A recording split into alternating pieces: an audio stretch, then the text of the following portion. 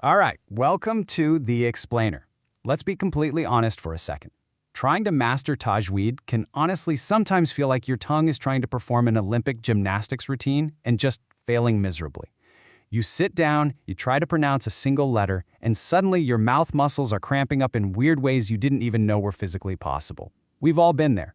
So today we're mapping out this totally relatable journey from a very clumsy tongue to a truly fluent heart. We're going to break down the actual science of reciting the words of Allah exactly as they were revealed. And don't worry, we're going to keep this simple, fun, and totally stress-free. Because seriously, you shouldn't feel like you need a PhD in ancient linguistics just to open the book and start reading. But before we get too comfortable, picture this scenario. You're standing in prayer, you're reciting beautifully, you're feeling incredibly spiritual and dialed in. But because your tongue bounced just a millimeter too hard on one specific letter, you accidentally asked for hellfire instead of paradise. Yeah, yikes. This is pretty much the ultimate viral fear for anyone learning recitation, right? One tiny wrong bounce, or maybe stretching a single vowel just a fraction of a second too long, and you can literally change the entire meaning of a Quranic verse. I know, it sounds completely terrifying. But hey, take a deep breath, it's really going to be okay. Because by the end of our time today, you're going to know exactly how to dodge all of these common traps. Now, to understand why we even care so much about the precise mechanics of our mouths, we really have to look at the historical masters of this craft. Take Imam Ibn al-Jazari, for example. He wasn't just giving us a hard time or trying to make his students sweat in class. He was fiercely protecting the divine text. In his incredibly famous poem, he strictly states that it is an obligatory requirement to know the articulation points of letters before you even begin reciting. And why is that? Well, tajweed literally means to perfect. It acts as our spiritual shield. It protects us from turning a beautifully intricate divine prayer into an accidental, and let's face it, highly embarrassing vocabulary disaster. Okay, welcome to what I like to call the makharij trap. Makharij is just a fancy technical word for the unique origin point of each Arabic letter inside your vocal tract. Think of it like a vocal zip code. Let's take the letter Ain versus the Alif. It is so incredibly common for non-native speakers to confuse these two. But here is the secret. Ain originates deep from the middle of the throat. It requires a really tight, distinct squeeze. Alif, on the other hand, comes right up from the open chest and mouth area super effortlessly. When we treat them exactly the same and send the sound to the wrong zip code, well, the mail gets lost and we completely alter the word. You absolutely have to send the sound to the exact right address. Let's look at another classic mix-up, heavy versus light letters. You've got the heavy, full mouth, pla, and the light, empty mouth, ta. To an untrained ear, they might sound basically identical, but they actually carry entirely different characteristics, which are known as sifat. If you're reading a really powerful chapter, like Surah At-Tariq, you need to bring out that majestic, deep, resonant tone of the heavy pa. If you accidentally swap that out for a light, smiley, effortless ta, you've completely lost the intended emphasis of the entire word. It's literally exactly like swapping out a massive, booming bass drum for a tiny little snare drum. The rhythm, the power, the whole vibe, it just gets entirely ruined. The magic of iqlab and ghunna, and how we can transform sounds effortlessly. So this is where the script itself actually gives away the secret. When a noon sound, and by noon sound I'm also including tanween, which is that sort of hidden n sound you hear at the end of words with double vowels, when that meets the letter ba, a rule called iqlab kicks in. Iqlab literally means conversion. The noon completely transforms into an m sound. And to make this unbelievably easy for us, the script signals this by replacing one stroke of the double dhamma, double fetha, or double kasra. It is a brilliant built-in warning sign sitting right there in the text telling you exactly what your mouth needs to do next. Let's actually put this theory into practice. When you're reading and you spot that tiny, floating meme hovering above the letters, I want you to consider it an absolute cheat code for your tongue. It is quite literally shouting at you from the page saying, hey, stop making the N sound right here. Close your lips, make an M sound instead, and hold it with a beautiful 2-beat nasal hum. That hum has a name. It's called ghunna. And it completely transforms your recitation from sounding like a dry, robotic textbook reading into this flowing, melodic masterpiece. And the best part?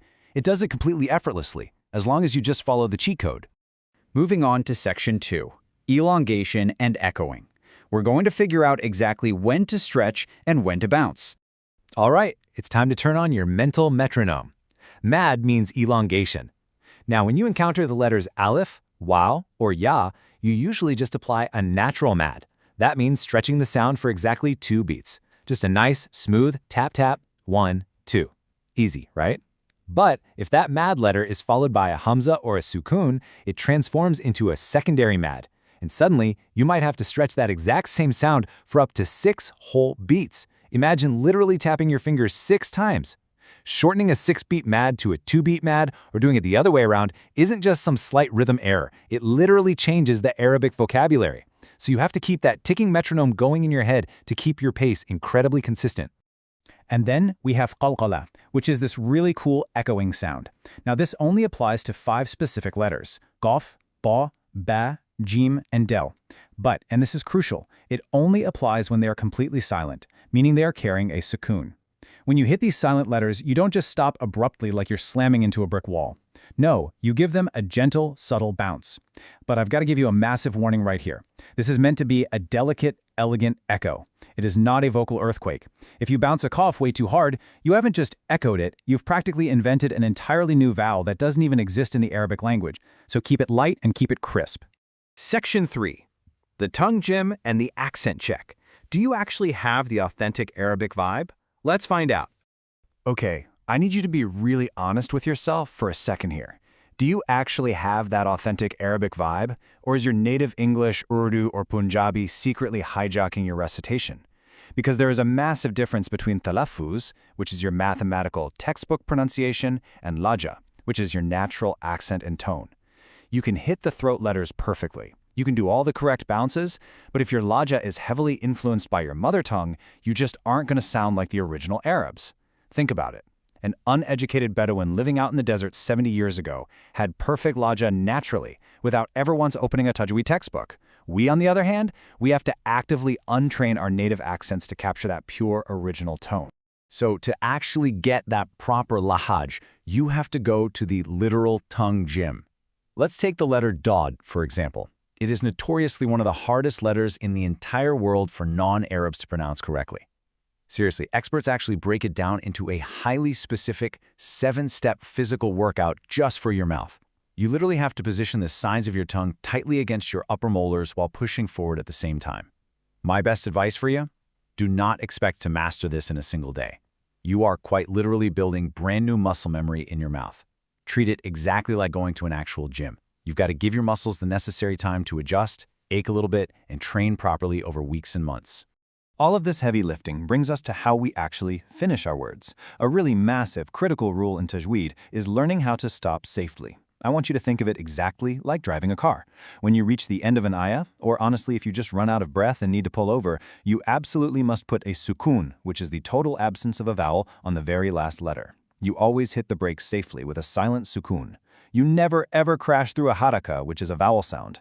Stopping on a vowel can completely contradict the meaning intended by Allah, so always hit the brakes safely on a silent letter to keep the meaning completely intact. Section 4. The ultimate loophole. We're talking about stumbling toward success. All right, here is the big, viral question. The one that honestly holds millions of people back from ever even trying in the first place. What if you put in the grueling hours? What if you do the tongue gym every single day? You watch all the videos, you read the explainers, and you still stutter? What if your mouth just absolutely won't cooperate and you can't seem to get it perfectly right no matter how much effort you're expending? Does that mean you should just close the book, walk away in shame, and give up entirely? Absolutely not. No way! Because here is the incredible, divine loophole found deep in our theology. Yes, the person who recites the Quran beautifully, smoothly, and effortlessly is indeed with the noble angels. But the person who stumbles, the person who stutters, who finds it physically difficult and seriously struggles to pronounce the words, that person receives a double reward. Just let that profound mercy sink in for a second. Allah recognizes the sheer physical difficulty of this tongue gym. He sees your late-night effort, your frustration, and He rewards the struggle itself. Your clumsiness is literally a currency for double the blessings. Allah doesn't demand perfection on day one. He forgives our shortcomings, as long as we are trying to the absolute best of our abilities. So the big question is, will you let the fear of a wrong balance or a missed echo stop you from connecting with the divine text?